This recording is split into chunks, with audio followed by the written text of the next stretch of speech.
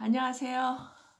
영양학 수업 목요일날 실제 우리가 현실에서 어떻게 음식을 먹고 영양관리를 해야 되는지 그런 문제점들에 대해서 다뤄보도록 하겠습니다. 뭐 여러 가지 그 자료들이 많은데요. 우리가 그 이론적으로 배우는 것도 중요하지만 현실에서 어떻게 이거를 실천하고 또 어떤 문제점이 있는지 알아가는 것도 굉장히 중요한 것 같습니다. 우리 영양학에 대해서 막 이론적으로는 뭘 먹으면 좋다, 뭐 어떻게 한다, 뭐 이런 얘기를 많이 하지만 실제로는 굉장히 현실에서는 그 어려운 점이 있잖아요.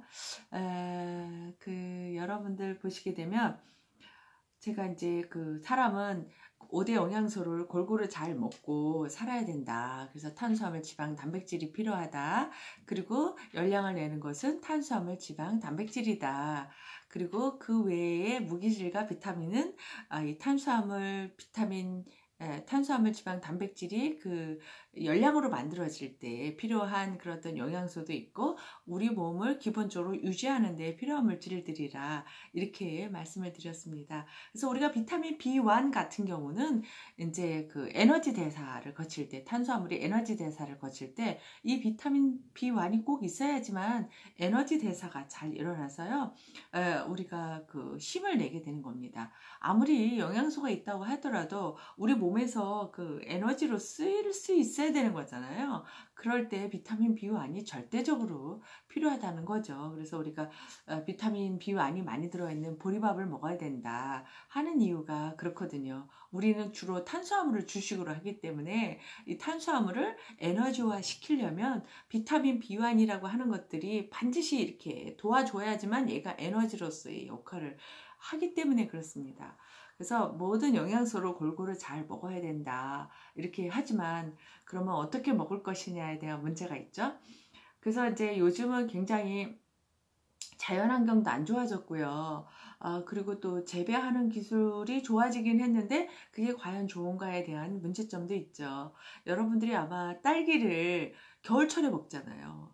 근데 이 딸기가 봄에 먹는 그 과일이거든요. 근데 아마 한 1월 달쯤 되면 딸기 나오는 것 같아요, 마트에. 그래서 겨울에 딸기를 먹다 보니까 이제는 딸기가 겨울철 과일인가? 이런 생각을 하기도 하지만 사실은 비닐하우스라는 그런 그 농업 기술에 의해서 생산된 딸기죠. 그래서 그런 것들이 정말 우리 몸에 좋을까라는 생각을 한 번씩 해보도록 하겠습니다. 그래서 오늘 주제는요, 균형 잡힌 영양을 섭취할 수 없는 이유에 대해서 조금 알아보도록 하겠습니다. 지금은 이제 뭐 토양이 산성화됐습니다. 예, 그래가지고 우리 눈에는 보이지 않지만 다 흙으로 보이지만 거기에 이제 그 미네랄 성분들이 바뀐 거죠. 산성으로. 그러다 보니까 이제 우리 체질이 산성이 될 수 있다는 거고요. 그래서 이 미네랄들은 우리 몸에 필요한데 그럼 어떻게 먹냐 하면은 식물들이 그 흡수하는 미네랄들을 우리가 먹는 거예요. 그러니까 매개체가 되는 거죠. 사실은 어떤 식품에 뭐가 들어있다라고 얘기를 하지만 예, 중요한 거는 그 식품이 땅속에 들어있는 미네랄을 자기 몸으로 흡수해가지고 축적해 있는 것을 우리가 먹는 거거든요. 그래서 이 땅이 좋아야지만 그 식품이 좋게 되는 거잖아요. 땅속에 들어있는 미네랄들을 이 식물이 흡수해서 저장을 해서 만들어지는 거니까. 그래서 땅이 건강해야지만 또 우리 몸이 건강해지는 거예요. 그런데 우리 땅이 산성화되고 있다. 예, 이런 것들이 이제 문제가 되기도 하고요. 그러면 우리 몸이 산성화되겠죠? 그 다음에 이제 또 식물이라고 하는 것은 또 어떤 역할을 하냐면 강한 이제 이렇게 그 태양빛을 받으면 자기 스스로를 보호하기 위해서 어떤 물질을 만들어내요. 우리가 그 나무잎이 녹색으로 변하는 이유는 태양 광선을 받음으로 인해서 스스로가 보호하기 위해서 녹색을 만들어내는 거거든요. 그리고 또 꽃 같은 경우도 이제 다양한 색깔을 가지고 있잖아요. 빨간색도 있고 노란색도 있고 뭐 하얀색 꽃도 있고 보라색 꽃도 있기도 해요. 그래서 이런 것들이 자신이 이제 그 보호를 하기 위해서 그 색소를 만들어낸 거거든요. 근데 우리는 이제 그거를 먹죠. 예, 그래서 우리에는 이렇게 그 성분 속에는 뭐가 많이 들어있냐면 비타민 성분들이 많이 들어있어요. 그래서 우리는 이거를 파이토케미칼이라고 얘기를 하거든요. 그래서 요즘 사람들이 좋아하는 허브차를 마신다든지 또는 꽃차를 마신다든지 사실은 이런 것들은 다 파이토케미칼을 먹는 방법이라고 할 수가 있겠습니다. 그래서 이런 것들에 대한 여러분들이 이해에 대해서 좀 써주시면 되고요. 자료를 찾아서 그 다음에 또 산성비가 내려요. 산성비는 토양에 흡수돼서 토양을 산성시킵니다. 그래서 요즘은 이제 비 오는 날 우산을 꼭 쓰잖아요. 왜요? 머리 빠질까봐 산성비라고 하는데요. 그런 것처럼 우리는 이제 그 토양 속에 공기가 오염됐고 이 공기가 올라가서 물로 내려오게 되는데 이 물 속에 들어있는 것들이 안 좋은 물질들이 많다. 그 산성을 띤 것들이 많아서 우리가 이제 몸에 이상을 가져온다는 거죠. 그리고 납이나 카드뮴과 같은 중금속들이 이제 또 그 물을 통해서 들어가기 때문에 잎이 말라 죽거나 농작물이 직접적인 피해를 가져온다는 거죠. 그래서 중금속이 무엇인가, 납이나 카드뮴이 어떤 작용을 하는가 이런 것도 좀 알아보시면 좋겠습니다. 그 다음에 이제 화학 비료를 많이 씁니다. 인과 항이 많이 들어있는 이런 화학 비료를 씀으로 인해서 식물은 뭐 쑥쑥 잘 자라기는 하는데 얘가 힘이 없는 거죠. 제대로 된 그러니까 뭐냐면 힘은 없는데 키가 큰 거 아시죠? 여러분들 시금치 같은 경우 하우스에서 자라거나 그러면 어때요? 데치면 얘가 팍 줄어들죠. 힘도 없이. 근데 노지에서 자라고 뭐 이렇게 화학비료 안 주고 야생에서 자란 거 보면 억신 것 같지만 얘를 갖다가 이렇게 하면 굉장히 단단하고 달콤하고 맛도 있고 향기도 좋잖아요.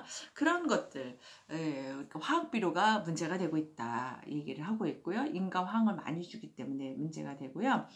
제가 이렇게 어떤 사이트에 대한 걸 보면 좋다고 유튜브 이렇게 주소도 넣어놨으니까 한번 보시기 바랍니다.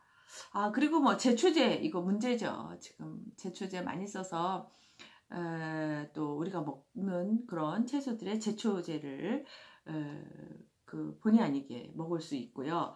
그 다음에 이제 비닐하우스에 재배를 해가지고 충분한 일조량을 받지 못하고 자라기 때문에 영양소들이 줄어든다고 해요. 그래서 토마토는 30년 전에 비해서 2분의 1 정도 비타민 A가 감소했다고 하고요. 시금치도 철분이 50년에 비해서 6분의 1로 줄어들었다. 당근도 30년 사이에 비타민 A가 3분의 1로 줄었다. 뭐 이렇게 해가지고 우리는 태초의 먹거리를 먹어야 된다라고 주장하는 사람이 있어요. 충남대학교 이계호 교수님이 태초의 먹거리라고 하는 그런 책을 쓰기도 하고 강의도 많이 하셨는데요. 그분 얘기 들으면 우리가 지금은 너무 인위적인 환경에서 기르기 때문에 얘가 제대로 된 영양소를 가지고 있지 않다. 그래서 지금 사람들은 더 많이 먹어야 된다. 이렇게 주장을 하는 사람이거든요. 한번 보시기 바랍니다. 저도 아주 감명 깊게 이분의 강의를 듣기도 하고 책도 읽어보기 했거든요.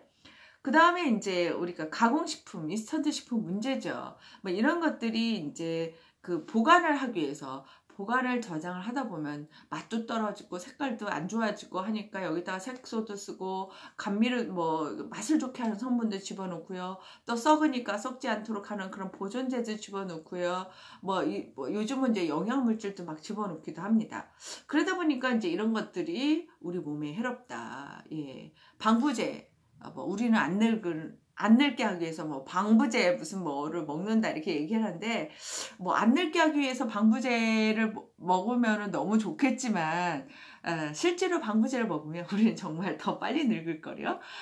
그래서 이렇게 인스턴트 가공식품들이 계속 문제가 되고 있는 것들이 가공 과정 중에 이런 첨가물들이 들어간다는 거. 그래서 어떤 사람은 그렇게 얘기해요. 우리가 죽으면 시체가 썩지 않을 거래요. 왜요? 방부 효과가 뛰어나가지고 살아생전에 방부제를 너무 많이 먹어서 우리 시체가 잘 썩지 않을 거다. 이렇게 얘기하는 사람도 있거든요.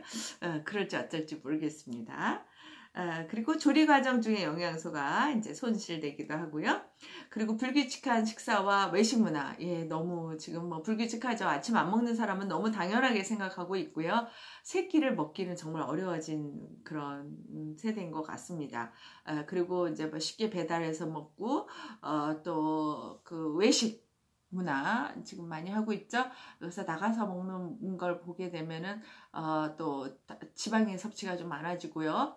그 다음에 또 짠 것도 많이 먹게 되고요. 그리고 양도 많이 먹게 돼요. 왜냐하면 우리가 음식을 사게 되면 이 값에 대한 생각을 하기 때문에 그 본전을 뽑고 싶거든요. 그래서 많이 먹게 돼요. 그러다 보니까 비만의 원인이 되기도 하고요.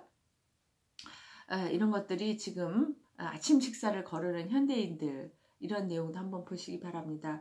그 다음에 이제 합성 비타민이나 건강 보조식품들, 이것도 문제가 되고 있죠. 제대로 된 것들이 아니고 나쁜 것들. 비타민C 중에서 싼 거는요, 화학적으로 만든 거예요. 그래서 우리 몸에 좋으려고 먹은 영양제가 오히려 몸을 해칠 수도 있거든요. 비타민C를 많이 먹으면 심장병의 원인이 된다, 이렇게 얘기하는 사람도 있어요.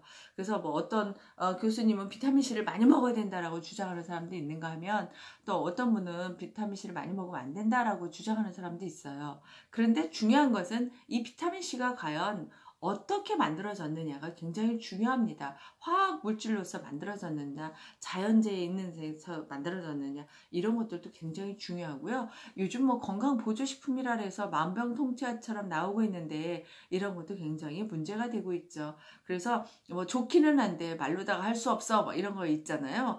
그런 것들은 다 건강보조식품인 것처럼 현혹하는 식품이에요. 증명되지는 않았어요. 그래서 건강보조식품으로 증명되기까지는 너무 그 실험 과정도 많이 거쳐야 되고 돈도 많이 들고 실질적으로 증명을 해내기는 너무너무 어렵죠. 그래서 뭔가 이렇게 건강보조식품인 것처럼, 또 이걸 먹으면 다 질병도 안 걸리고 안 늙고 뭐 병도 안 걸릴 것 같은 그런 식품들 많이 알려지고 있는데, 사실 그거를 살 때 조심해서 사셔야 되고요. 제 주장은 음식을 세 끼를 골고루 잘 먹는 게 뭐 비타민 먹는 것보다, 건강보조식품 먹는 것보다 1순위로 중요하다. 예, 저는 그렇게 말씀드리고 싶습니다. 자, 오늘 여러분들과 함께 이 자료를 나눠드렸으니까 자료 시간 나면 거기 들어가서 보시면 아마 여러분들 학습에 도움이 될 것 같습니다. 자, 여러분들 제가 그 달아놓은 그 문제의 그 용어들을 한번 찾아보시기 바랍니다. 감사합니다.